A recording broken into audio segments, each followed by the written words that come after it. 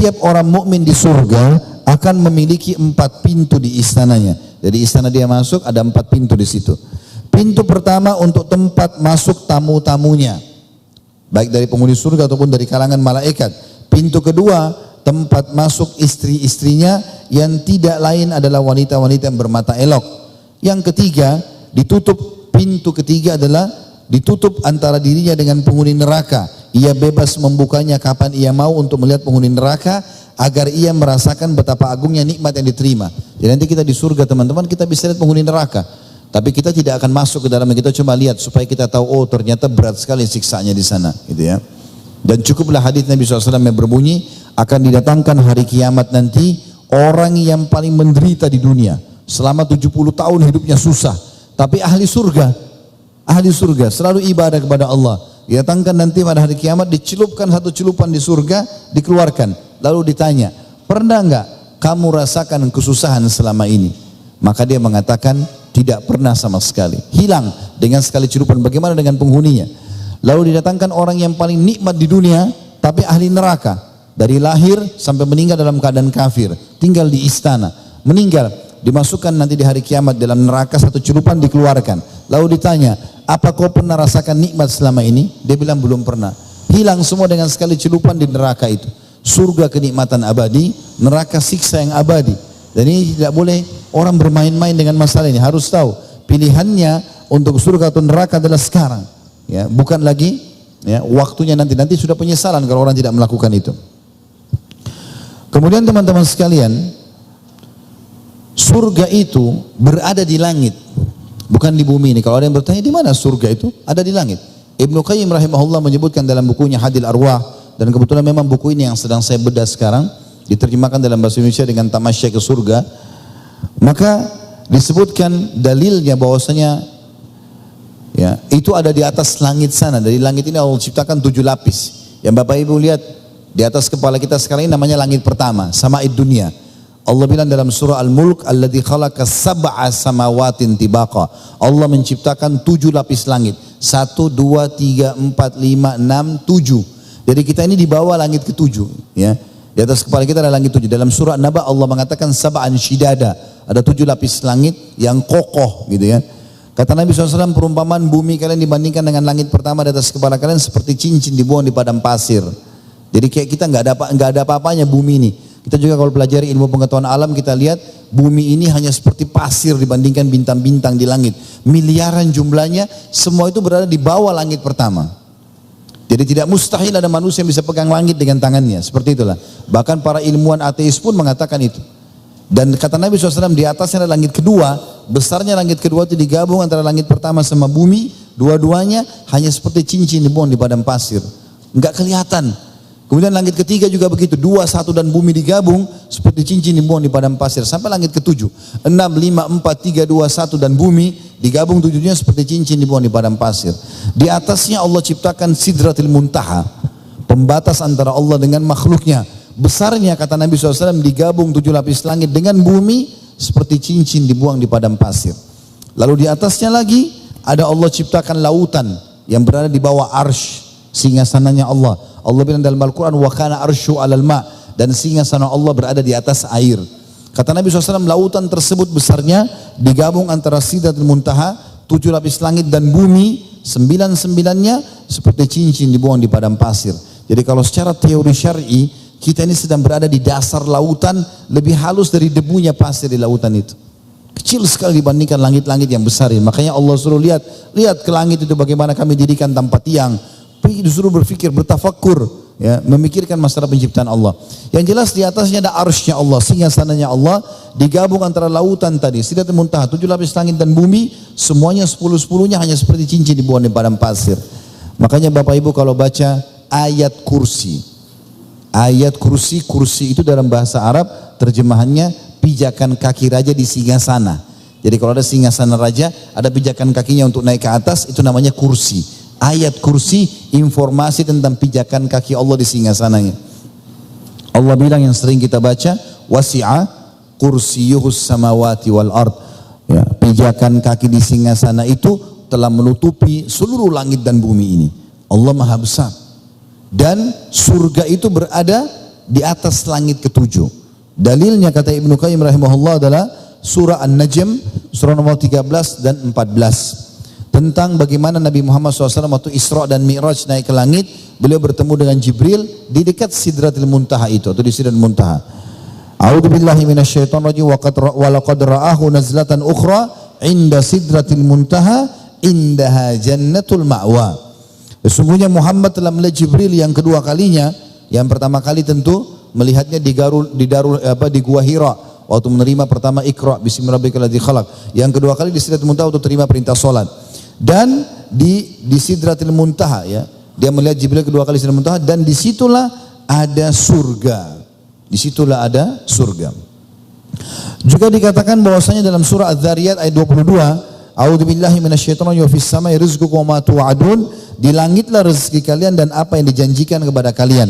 Kata Ibnu Abi Najih dari Mujahid dikatakan yang dimaksud dengan wa ma tu'adun dalam surah Az-Zariyat ayat 22 dan apa yang kalian janjikan adalah surga.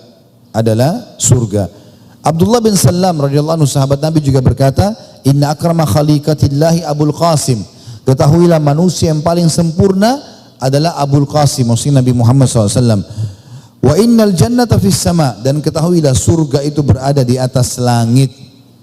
Dan juga Ibnu Abbas radhiyallahu anhu sahabat Nabi yang mulia berkata, surga berada di langit yang ketujuh dan Allah menjadikannya sesuai dengan kehendaknya nanti pada hari kiamat. Dan sekian banyak penyampaian tentang masalah surga itu ada di langit. Saudaraku seiman, lebih dalam lagi kita melihat masalah surga ini, ada penyampaian Nabi SAW juga berhubungan dengan masalah surga ini. Ada tingkatan-tingkatan surga, derajat-derajat tergantung dengan kadar amal. Tentu teman-teman sekalian kita masuk surga dengan rahmat Allah, tapi kadar amal kita berpengaruh tentang derajat di surga. Kalau ada teman-teman yang sudah 50 tahun sholat, beda dengan orang baru 2 tahun sholat, gitu kan. Ada orang yang sudah 50 tahun sedekah dan orang baru sadar baru 2 tahun sedekah. Tentu berbeda. Kadarnya masing-masing sesuai dengan kadar upaya dia. Dan derajat-derajat itu sangat tinggi. Disebutkan di dalam sebuah ayat Al-Quran, surah An-Nisa ayat 95 sampai 96, A'udzu billahi minasyaitonir rajim. La yastawil qa'iduna minal mu'minina ghairu ulid darri wal mujahiduna fi sabilillahi bi amwalihim wa anfusihim. Tidak akan pernah sama kedudukan orang mukmin yang tidak ikut berperang, yang tidak mempunyai udzur, dengan orang yang berjihad di jalan Allah dengan harta juga jiwa mereka. Jadi ada perbedaan tentang kedudukan derajat mereka di surga nanti sesuai dengan kadar perbuatannya. Kata Nabi SAW dalam sebuah hadis, pernah lewat keluar malam hari, langit lagi terang, bintang-bintang lagi terang. Kata Nabi SAW, apa kalian lihat bintang-bintang itu? Kata para sahabat, iya Rasulullah, kami lihat.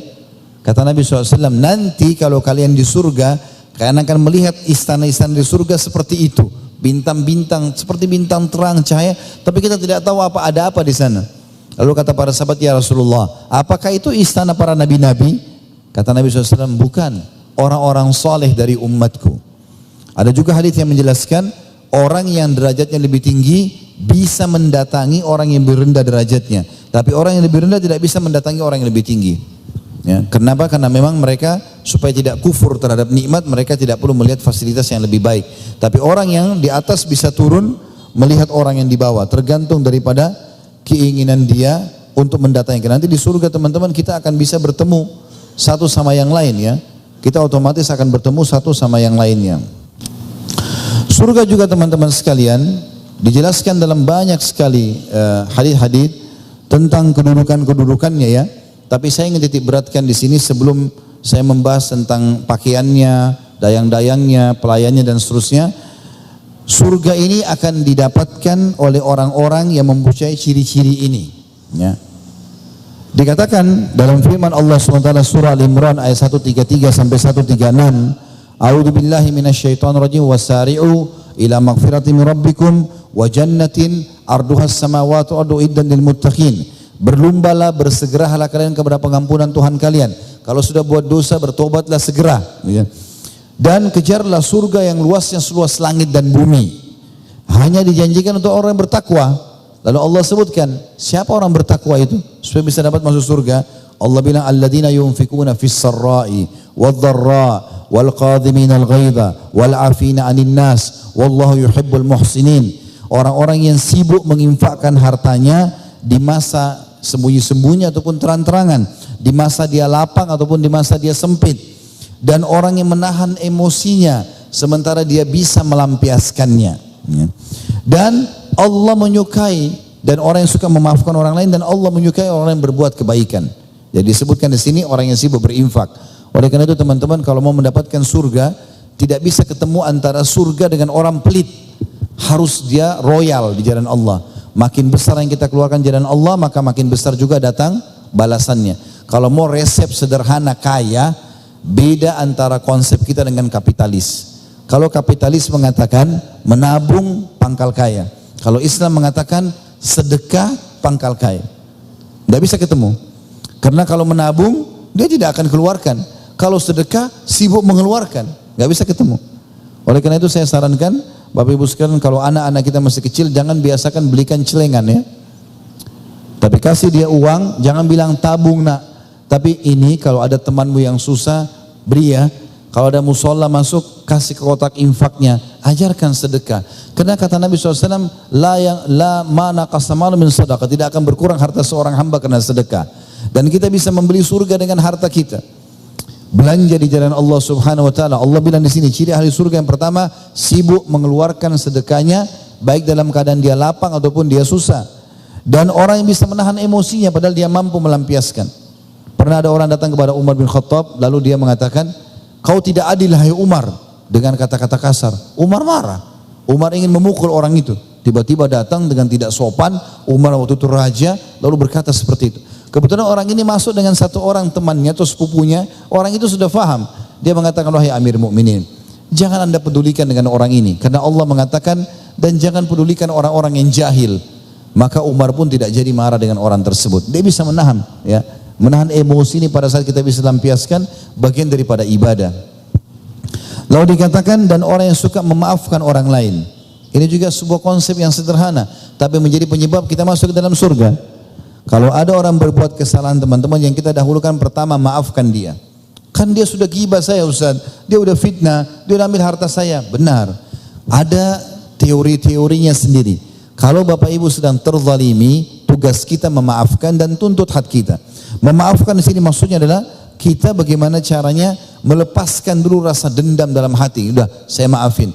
Tapi dia tidak bisa lepas dari hukuman Allah sampai dia mengembalikan hak kita.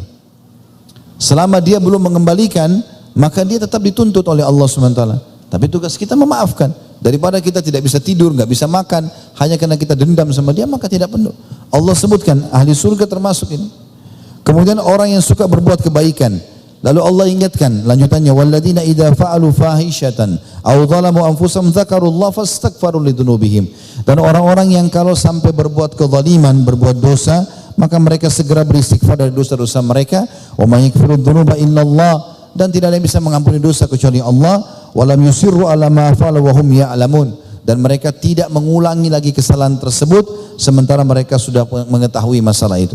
Lalu Allah bilang, ulaika jazaohum maghfiratun min rabbihim wa jannatun tajri min tahtiha al-anharu khalidina fiha wa ni'ma ajrul amilin. Mereka adalah orang-orang yang dibalas pengampunan oleh Tuhan mereka dan diberikan surga yang di bawahnya mengalir sungai-sungai dan mereka kekal di dalamnya, dan itu sebaik-baik balasan bagi mereka. Juga dikatakan teman-teman, kalau ada orang yang merasa jiwanya lemah, ya, capek, ya, banyak cobaan, ini semua teman-teman adalah penyebab orang masuk ke dalam surga. Tapi Allah Subhanahu wa taala memberikan dia banyak nikmat.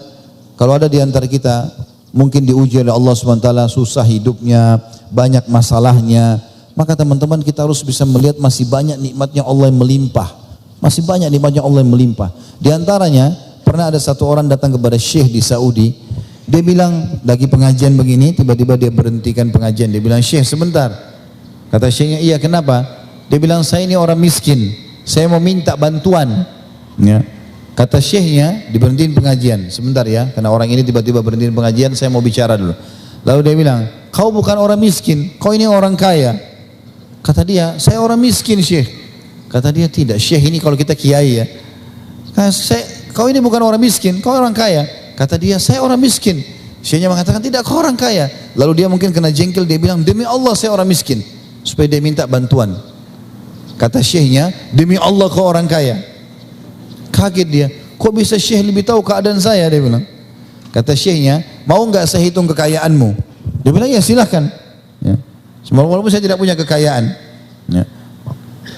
Lalu kata syekhnya, berapa jarimu? Dia bilang 10 jari saya.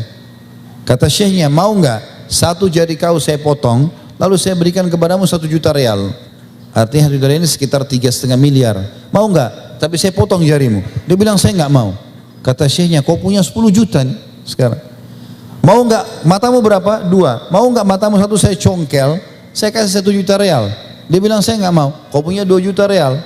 Mau nggak kupingmu 1 dipotong? Nggak mau. Semua nggak mau. Kata syekhnya, kau punya miliaran ini di badanmu. Tinggal keluar cari makan saja. Ala ukhbirukum bi ahlil jannah. Mau enggak aku tunjukkan kepada kalian siapa itu penghuni surga? Kullu dha'ifin mutadha'ifin law aqsama 'ala Allah la abarrahu. Thumma qala ala ukhbirukum bi ahlin nar kullu utullin jawadzin mustakbir. Maukah kalian aku tunjukkan siapa itu penghuni surga? Maka ia adalah orang yang lemah dan merendahkan diri atau tawadhu. Jika ia bersumpah sama Allah, pasti Allah memperkenankan sumpahnya. Maukah kalian aku beritahukan siapa penghuni neraka? Maka mereka adalah orang-orang yang ingin diagung-agungkan, bermegah-megahan dan sombong. Hadis ini riwayat Bukhari Muslim. Artinya teman-teman sekalian, saya pernah melihat di Jakarta ya, saya melihat depan mata sendiri. Kalau lagi pengajian, menuju ke pengajian yang lainnya, kadang-kadang tiba waktu duhur, mampir ke masjid sholat. Saya tergantung keadaan, kalau pakai kendaraan, seringkali saya pakai motor gitu. Begitu saya masuk ke masjid, subhanallah lagi azan, mikrofonnya jelas besar sekali. Tapi yang mampir di masjid itu, atau di musola, penjual bakso, penjual gorengan, ya, yang lewat pakai mobil Alphard, mobil Mercy, nggak ada yang mampir sholat. Ya. Maka subhanallah saya hubungkan dengan hadis Nabi SAW. Betul kata Nabi SAW, ahli surga adalah justru orang yang susah, ya. Orang yang miskin. Kalau ada orang kaya, alhamdulillah dengan dia jalankan perintah agama itu sangat luar biasa. Tapi biasanya orang terlalaikan dengan nikmat. Ya. Oleh karena itu teman-teman, Allah Subhanahu Wa Taala lebih tahu tentang keadaan kita. Kalau Allah Subhanahu Wa Taala berikan kepada kita kesempatan dengan rezeki yang luas, lalu kita bisa mendapatkan banyak manfaat dari rezeki itu, alhamdulillah. Tapi kalau tidak, maka jangan berkeluh kesah. Tetap berusaha mendapatkan yang terbaik. Tapi kita ketahui ini adalah yang terbaik buat kita. Kata Nabi SAW dalam sebuah hadis, ada hamba-hamba Allah yang Allah berfirman kepada para malaikatnya, luaskan rezekinya orang ini. Karena kalau kau luaskan, dia akan makin bersyukur kepadaku, berinfak, dan tahanlah rezekinya orang ini. Ya, karena kalau kau bukakan, dia malah kufur kepadaku. Ada orang teman-teman yang Allah tidak bukain pintu rezekinya. Karena kalau dibuka maka jadi susah gitu. Dia jadi jauh dari agama. Jadi kita harus bersangka baik. Saya punya kenalan, rahimahullah, sudah meninggal. Saya berteman dari dia waktu kami masih bujang di Madinah, sudah lama sekali. Gitu. Saya waktu beberapa tahun lalu ada tablik akbar di kotanya beliau. Kemudian saya lihat keadaannya masih sama, masih susah hidupnya. Kadang-kadang istrinya yang dagang gitu kan. Saya bertanya, apa rahasianya Allah di sini ya? Orang ini luar biasa gitu. Kalau sholat tidak pernah ketinggalan sholat malam, 5 waktu di masjid, ibadahnya bagus, orangnya sangat santun, rahimahullah. Yang jelas saya bertanya-tanya apa ya? Terus Allah kasih jawaban. Saya kebetulan dari kota satu ke kotanya beliau naik mobil. Saya sewa mobil, masuk ke sana. Waktu mau pulang, saya mau ke kota yang awal saya datang. Ternyata pada saat itu, ya dia ikut. Dia bilang saya mau ikut. Di tengah jalan kami ngobrol umum masalah kerjaan, masalah dakwah. Rupanya mobil ini yang kami sewa Avanza jalan. Ada mobil lain rupanya ugal-ugalan, balap-balap, lalu nyambar mobil kami sampai mobil ini goyang gitu. Saya lihat, ini orang jahil, orang bodoh pasti, nggak mungkin nggak. Kemudian tiba-tiba teman saya ini mencaci maki orang itu. Saya tiba-tiba subhanallah itu dapat jawabannya. So, saya bilang sudah akhi, sudah stop, jangan dicaci maki lagi. Saya punya jawaban, oh kita baru mobil sewa saja, dia udah bisa caci maki orang seperti ini. Bagaimana kalau Allah kasih dia mobil mewah? Makanya Allah tetap tahan dalam keadaannya supaya tetap dalam kesolehannya, gitu kan. Kadang-kadang ada orang memang subhanallah Allah tahan dengan cara seperti itu. Karena kalau tidak dia dibukakan malah jadi masalah buat dia. Ya. Dan semua jenis perbuatan amal saleh, apapun yang Bapak Ibu kerjakan, maka itu adalah penyebab seseorang masuk ke dalam surga. Dan jangan pernah anggap remeh sekecil apapun amal soleh itu. Semua dikerjakan. Dari yang wajib, bermula dari yang wajib sampai yang sunnah. Tapi ingat, yang wajib harus diprioritaskan.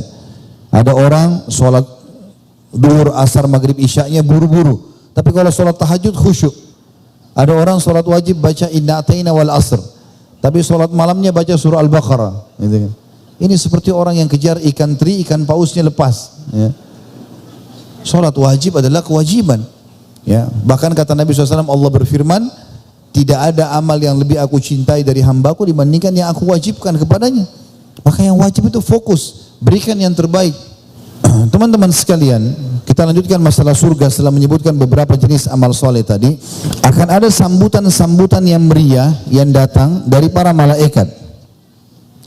Ali bin Abi Thalib berkata radhiyallahu anhu dalam sebuah riwayat yang sahih, orang-orang yang bertakwa kepada Tuhan mereka, bertakwa artinya patuh, akan dibawa ke dalam surga dengan berkelompok-kelompok. Tak kala mereka tiba di salah satu pintu surga, mereka mendapati pohon. Dari situ, dari salah satu batangnya keluar dua mata air yang mengalir. Mereka berjalan menuju salah satu dari dua mata air tersebut dan seakan-akan mereka diperintahkan untuk pergi menuju kepadanya. Mereka minum dari mata air tersebut, kemudian seluruh kotoran dan penyakit lenyap dari perut mereka. Mereka berjalan menuju mata air yang satunya, lantas membersihkan diri dengannya. Maka memancarlah dari mereka pandangan yang menyejukkan.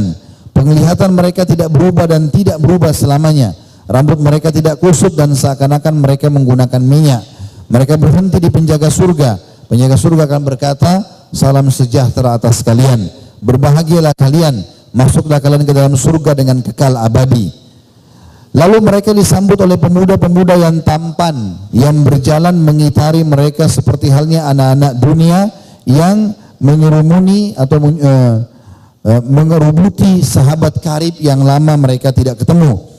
Pemuda-pemuda tampan itu diistilahkan dengan wildanun mukhalladun. Jadi di surga ada bidadari, ada bidadara. Laki-laki pelayan-pelayannya semuanya tampan-tampan dan muda. Dan mereka berkata kepada ahli surga tersebut, aku sampaikan kabar gembira kepada kalian dengan bentuk kemuliaan disediakan Allah bagi kalian. Lalu salah seorang dari mereka menemui salah satu dari istrinya dari bidadari yang bermata jelid. Kemudian si laki-laki itu akan berkatakan atau menyebutkan namanya di dunia. Dia mengatakan, namaku si fulan, namamu siapa? Maka pemuda tampan itu akan berkata, inilah dia tidak lama. Maaf, si pemuda tampan tadi, pelayan laki-laki akan berkata kepada para bidadari di surga, aku telah bersama dengan penghuni istana ini dan sebentar lagi dia akan tiba dan menyusulku. Maka wanita surga tersebut berbinar-binar karena bahagia lantas berdiri di ambang pintu surga. Tiba di rumahnya atau di istananya, orang tersebut melihat pondasi tempat tinggalnya ternyata dibuat dari batu besar mutiara dan di atasnya terdapat bangunan tinggi yang berwarna hijau, kuning, merah dan semua warna lainnya dan mengkilat atau bercahaya seperti cahaya kilat yang terang. Seandainya Allah tidak menghendaki rasa sakit baginya, maka kilat tersebut melenyapkan matanya karena terangnya. Kemudian orang tersebut menundukkan kepalanya dan melihat istrinya. Gelas-gelas diletakkan di depannya, bantal-bantal sandaran yang telah tersusun rapi dan permadani yang terhampar. Mereka melihat semua kenikmatan itu. Mereka menunduk lalu melucurkan dari mulutnya perkataan, segala puji bagi Allah yang telah menunjukkan kepada kami jalan menuju ke surga ini, dan kami sekali-kali tidak dapat mendapat petunjuk kecuali Allah menginginkannya. Lalu diserulah kepada mereka dari para malaikat, hiduplah kalian selama-lamanya di tempat ini dan kalian tidak akan beranjak selama-lamanya di dalamnya, juga kalian tidak akan pernah sakit selamanya. Teman-teman sekalian, orang-orang surga tidak lagi melalui rasa capek, rasa sakit, gangguan orang, dan makanan yang mereka makan, kalau mereka makan, maka makanan itu bukan dimakan karena kelaparan, dan mereka juga menikmati awal makanan sampai akhir makanan kenikmatannya sama. Dalam sebuah hadis sahih dikatakan, kalau seseorang di surga makan makanan dan minum minuman, dia tidak akan berhenti sampai dia sendiri ingin berhenti. Jadi bukan karena lapar, bukan karena kenyang. Orang kalau lapar, makannya buru-buru, ingin menghilangkan laparnya. Kalau dia sudah kenyang, dia akan berhenti. Tapi ahli surga tidak akan berhenti. Maka dia akan berhenti kapan dia inginkan. Dan Allah mengaruniakan orang terendah di surga 10.000 pelayan. Yang setiap pelayannya itu memegang 2 nampan. berarti ada 20.000 nampan. Dan dia akan menikmati dari awal nampan sampai ke nampan terakhir tanpa ada rasa kenyang.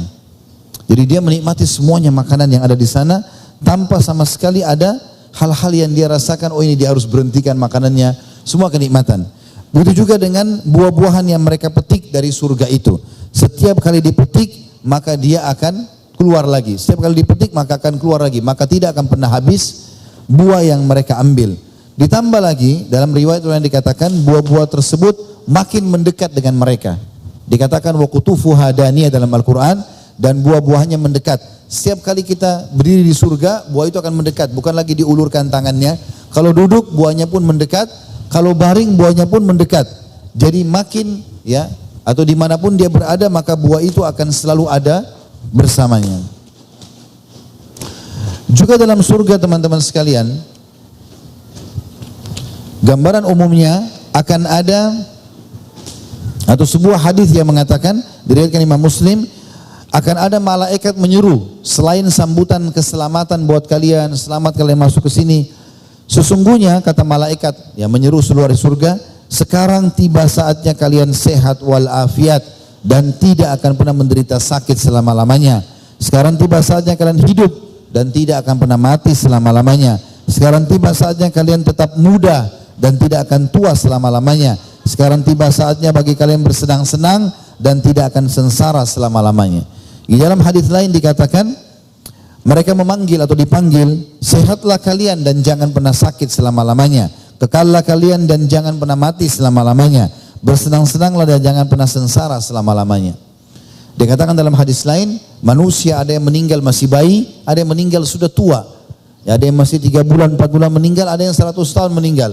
Dan diantaranya lebih banyak manusia meninggal. Manusia tidak harus tua, tidak harus anak-anak. Tapi tidak ada yang meninggal kata Nabi SAW di masa anak-anak ataupun di orang tua, kecuali pada saat masuk surga dibangkitkan dengan umur 33 tahun. Mereka tidak akan lebih sehari, tidak akan kurang sehari. Jadi kalau ada kakek kita meninggal 100 tahun, kita ketemu nanti umur 33 tahun. Ada anak kita meninggal 3 bulan atau 1 tahun, kita ketemu 33 tahun. Bahkan kita semuanya akan ada standar tinggi postur tubuh seperti Adam tadi, wajah seperti Yusuf dan hati mereka seperti Ayub, dan juga umur mereka 33 tahun tidak akan bertambah sehari dan tidak akan berkurang sehari. Ini semua disebutkan oleh para malaikat ya, yang diperintahkan oleh Allah Subhanahu wa taala kepada penghuni surga.